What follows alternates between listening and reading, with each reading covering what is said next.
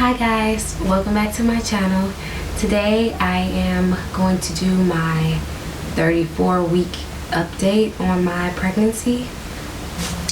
As of right now, baby boy is the size of a butternut squash. He is 17.7 inches long, and about 4.63 pounds. So that's a pretty big yet tiny baby. It says that your baby at 34 weeks recognizes and reacts to simple songs if you're singing them. Baby also urinates about a pint a day. A pint is a lot. It says, watch what you say. Your curious baby is listening in to your conversations at 34 weeks and might enjoy a lullaby or two. So go ahead and sing to baby. Some say that baby will recognize songs mom sings while still in the womb and may even be more easily soothed by them if he or she's used to them once they're on the outside. At 34 weeks, you might breathe a little easier since baby may descend lower into your pelvis and give your lungs some space.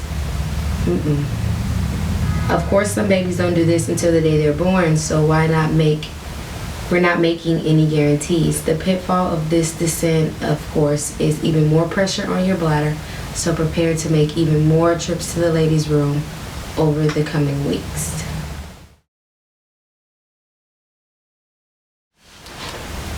Okay, so let's talk about some symptoms. One symptom that I am still having is obviously I'm very, very tired. But the problem with that is it's not that I'm not able to get enough sleep. It is just that I'm tired. There's enough time in the day for me to get some sleep. I'm just unable to do so. The pregnancy pillow isn't working. My bed is not working. My body is not working. I toss and turn at least like 10 times at night. At a minimum 10 times. So I'm never really resting because I'm constantly up. You know, if it's either me having to switch positions or go to the bathroom, either way, I'm constantly up. So I am still uncomfortable and unable to get any sleep. I'm still having those growing Charlie horses. Those have not gotten any better. I don't know how to cure them. The potassium thing isn't working. My doctor hasn't said anything really outside of potassium, so I feel like I've given that a shot and it just isn't working. So I'm just gonna have to deal with it for the next 6 weeks. I know I read on my app, the bump, that it says that baby is starting to descend lower into the pelvis, so they're out of your rib cage. That is not the case with me. He is still very high up. I can definitely feel him in my rib cage. I find it hard to breathe a lot. So yeah, pretty much all the time I'm out of breath. I feel like we're fighting to share space, and it's either me or him, and obviously it's him because I am always short of breath. Another symptom I'm having is frequent urination, still from last week, so nothing much has changed. I'm still waking up in the middle of the night to go to the bathroom. I still go a lot throughout the day, at home and at work, so I guess it's only going to increase more from this point forward, so that'll probably always be one of my symptoms. Another symptom I'm having is funny taste. Anything that I eat, especially if it's dairy or sweets, it leaves an awful aftertaste and it often makes me very, very nauseous. So it's like with everything that I eat, I have to brush my teeth afterwards or else I'll probably be nauseous for the remainder of the day. Like I actually just had some root beer and I can still taste, the aftertaste is just so horrible, and it's hard to not think about because it's just there. So that's pretty much like as I'm making this video, that's all I can think about is how I need to get up and rinse my mouth out because its taste is really driving me crazy. My other symptom is dry skin. It is so dry. Nothing that I'm doing is working. This is new for me this pregnancy because last pregnancy I had really oily skin.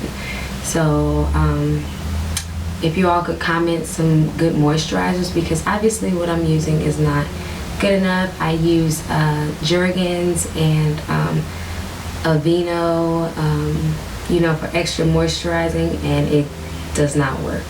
So if you all know anything, please comment below.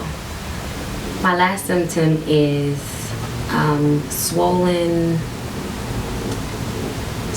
ankles slash calf. Like, I put on my jogging pants, one of my favorite pair of jogging pants, and it's easy to get one foot in, but when I get to the other foot, it's like it stops right before it gets to my ankle, and I'm kind of like fighting and tugging to like pull it up.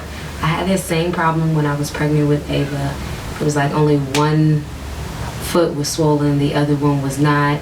It wasn't painful or anything. It was just a real pain in my ass, so to speak. But I had that again, so I don't think that's gonna go away to the end either. I'm just glad it started now, since I only have 6 weeks left instead of in the beginning.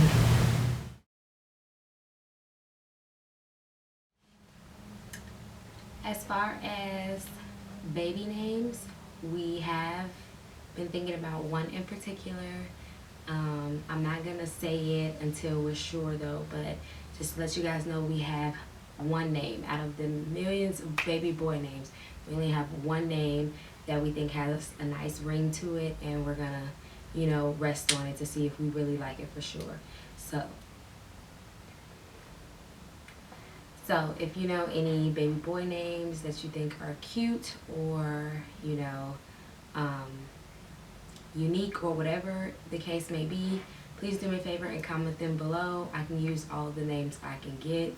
As I said before, we only have one name that we like together, and even still, it's not set in stone. We're still letting it marinate. My midwife said that I needed to gain weight. That has been a problem that I struggled with throughout my entire life, actually, not just with pregnancy, but with pregnancy specifically. I tend to not gain any weight at all, which apparently is a problem in the eyes of the obstetric world. So I did invest in some Ensure shakes that have like extra protein in it and lots of calories. The one I got in particular is called Ensure Plus, and it has 350 calories in it in one little bottle. So I'm probably going to be drinking those like crazy, at least have 2 or 3 a day on top of what I would normally eat throughout the day.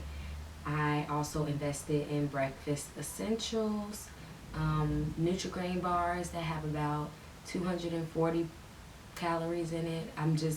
I've been looking around for things that have a lot of calories in it because I need all the calories I can get.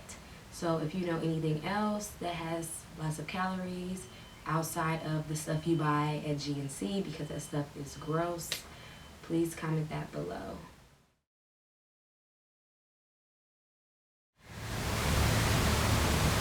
I'm saving this for the end. Well, actually, after this, I'm going to show my belly shots. But as y'all know, I am having a boy, and I do have 6 weeks left. And the toughest thing that I've been able to come to a decision on outside of baby names is circumcision.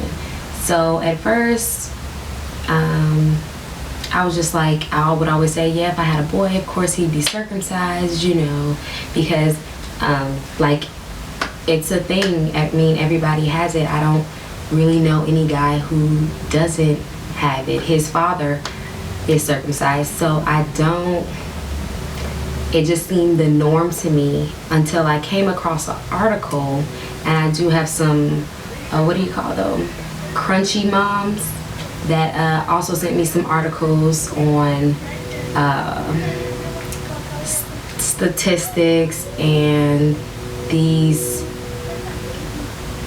videos of babies being circumcised.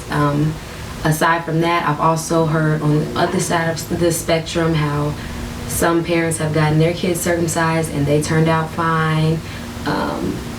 So I'm kind of like on the fence about it, because I saw some videos where the doctors didn't use any anesthesia at all, and you can just hear that baby's pain throughout his cries, and I couldn't understand how a doctor could continue doing the procedure that he's doing, hearing that baby cry like that. And chances are, you know, if it made me uncomfortable watching another baby go through that, I'm kind of like, you know, I definitely don't want my son to go through that. But I didn't want to make the decision because I am a female, I don't have a penis. I said that I will leave that decision up to his father, who of course said, of course he's going to get circumcised.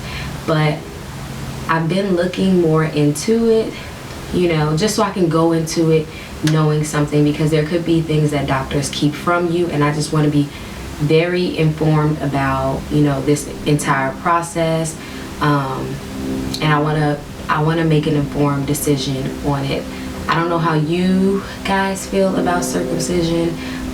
If you have any links or articles you want me to look at as far as, you know, being pro circumcision or pro intact, please comment them below. I am looking for all the information I can get on it, just so I can be informed about it. I know I said that picking a baby name was the hardest thing to do. If you have a boy, figuring out whether you're going to circumcise him or not is the hardest thing to do.